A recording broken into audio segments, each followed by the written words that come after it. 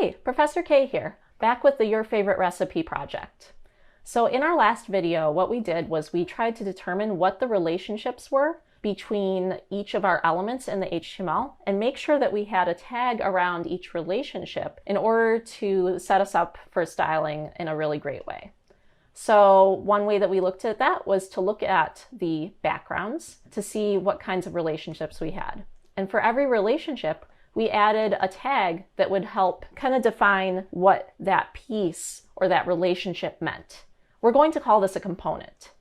So here we have a recipe component. That's a relationship between all the recipe items, all the pieces in our mockup. And then one component is a recipe intro. Another component is recipe ingredients. And finally, a third component is recipe directions.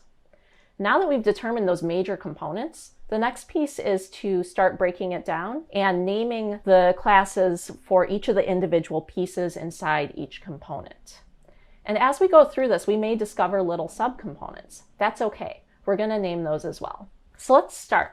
Recipe intro doesn't seem to have any major components underneath it. Everything seems like a part of the intro. So I'm just going to start by copying my recipe intro class, and then on my image tag, I'm going to paste it. And at the end, I'm going to append something that helps describe what this is. So easy enough. We're going to do recipe intro image. Underneath that, I'm going to add a space. And on our title, you'll notice as I'm kind of narrating this, I'm saying what the component is, and that's making it easy for me to create a CSS class. This is going to be a recipe intro title. So you may want to even narrate your own CSS. What is this? It's a recipe intro image. It's a recipe intro title. Those kinds of words, that natural language you use to describe the pieces inside of each component, are great for your CSS class names because it'll help you, as well as other developers who are working on your code, remember exactly what this piece of CSS, this CSS rule, styles. Now, the next piece we have here is right over here. What's a recipe for disaster? And it's in a paragraph tag. Now, at this point, depending on what kind of website you're working with, you could follow this pattern and you could add a class here directly to the paragraph. And I like to call these kind of overarching pieces of content descriptions. So recipe intro description. But what if you were working in a CMS such as WordPress, content management system, and you were allowing your site administrators to change this content whenever they needed to? Let's say they added another paragraph. Now notice that this is a repetitive thing. And depending on what technology you're working with, you might not be able to add a class to every single paragraph tag. So a good habit to get into is instead of adding classes to tags that might be repetitive or change over time, you can just add a wrapper div. And if you remember a div, the reason for that tag is to use it when it's just for styling. So this would be for just styling the stuff underneath it. And then add our div class of recipe intro description there, close the tag. And then we're just going to move this paragraph, cut and paste right inside that. And now if we need to add another paragraph, it's super easy and we don't have to worry about the CSS class naming. So that's what I would recommend for things like paragraphs and list items and other like those little itty bitty baby tags, even your headings, if it's in like a longer chunk of content. I wouldn't add classes to those individually. I would just add a wrapper around them and add the class to that. It just makes it a little easier for you to manage.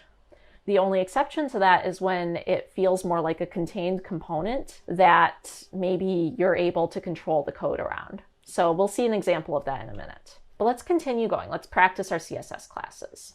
So here we have recipe ingredients. That's our big component. And next we have ingredients, right? So here's our component we're working with here. And then underneath we have this piece. So what is that? What would I name that if I was describing it naturally? A recipe ingredients title.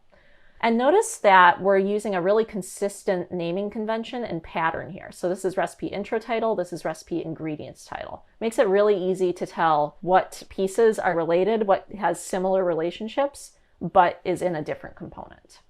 Our next piece is this list of ingredients, right?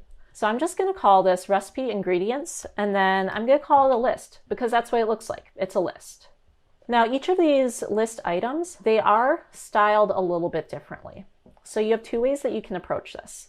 At this point, you kind of need to make a decision. Do I need to add a CSS class here, or is there some way I can do this in CSS without adding additional classes to each of these list items?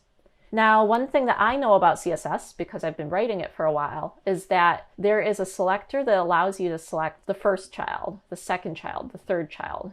And by that, I mean each of these list items is a child of recipe ingredients list.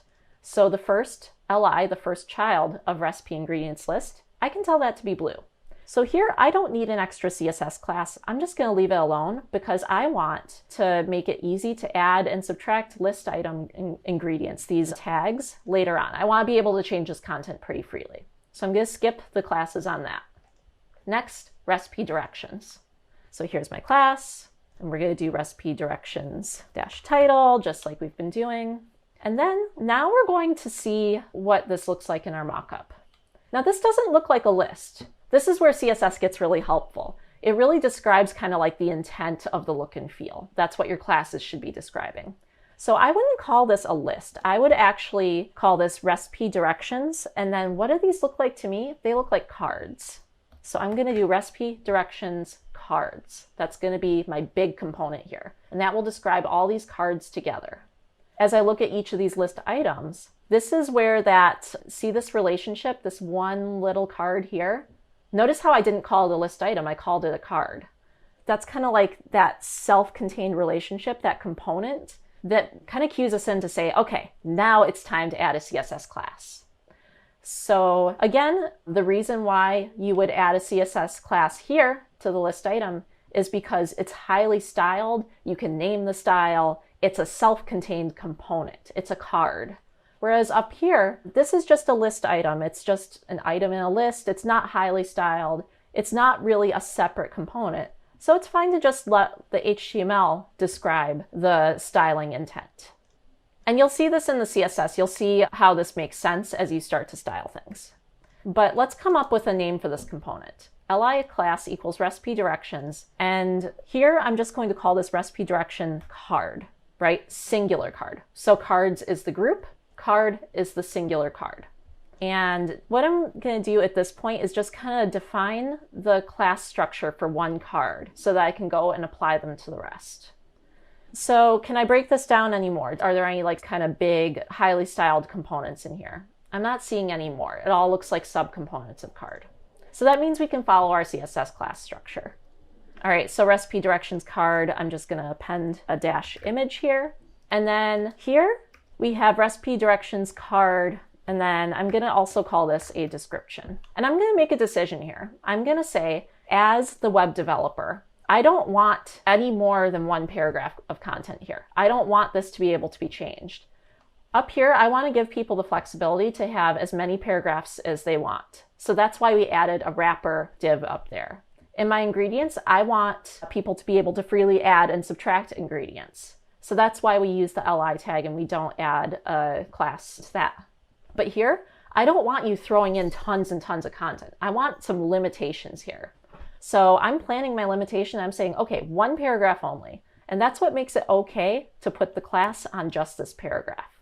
So that's one thing you'll want to be thinking about too as you're doing your markup is what are the limitations I want to put in place for someone who's editing this site? So now that I have one card filled out, all I have to do is take these classes and apply them to the rest of my HTML. So I'm just going to begin with the list item, space class, down here, space class. You can get kind of used to scanning and looking for that opening tag as you're going through here. List class. Now look at this bottom one here. Let's take a look at it in the HTML. This one's styled very differently. This is not a card at all. It's more like an end graphic, right? So now that we know that, when we're looking at our HTML, you always want to be making sure, like, don't get into too much of a, like, okay, copy here, copy here, copy here. Reference your mockup once in a while and make sure you're not running into one of these surprise elements.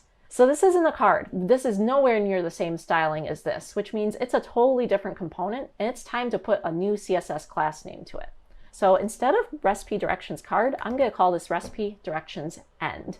That's more descriptive of what's going on here. And for my classes, just like before, I'm going to put a recipe directions image, end image, excuse me. And then, whoops, enjoy doesn't have a paragraph tag around it, so let's fix that now. We always want our paragraph tags around our text. And then here, we're just going to do recipe, our class, recipe directions end, and then this is a description. All right, so we've got this kind of like outlier taken care of. Now it's just copy pasting the rest of these classes over. So let's do image next, just copy paste here. And remember, if you see like an error like this, and it says special characters must be escaped, double check that you have a space in between your attributes. See how there's no space here? HTML doesn't like that. So if I add a space, that'll fix that right up. And that's easy to do when you're copy pasting things. All right, so going through here. And one thing you might be thinking right now is this is an awful lot of repetitive work. You know, wouldn't it just be nice if I had done this before I entered all my content so I didn't have to copy paste everything? And you would be absolutely right. That's actually how I normally work, is I will stand up a rough outline of what the HTML and CSS relationships should look like, and then I'll do all of my content work. And that makes it a lot easier to just copy paste all of this like component relationship and change the content inside it. So you're not having to rethink or recopy paste all the CSS classes over again like we are here. But for now, things are going really well. Let's just take a look and preview our app and see if anything has changed. And I'm actually going to show this in a new window, even just to take a look. So this is kind of interesting. Notice that really nothing has changed since we added our basic HTML and content in. And that's because all we've done is added some wrapper classes to help us with styling, as well as some classes on the HTML elements themselves that the CSS will take a look at to style. So now that we've done that, the final piece is to actually link our HTML up. We're going to do that in just a moment. I'll see you in a second.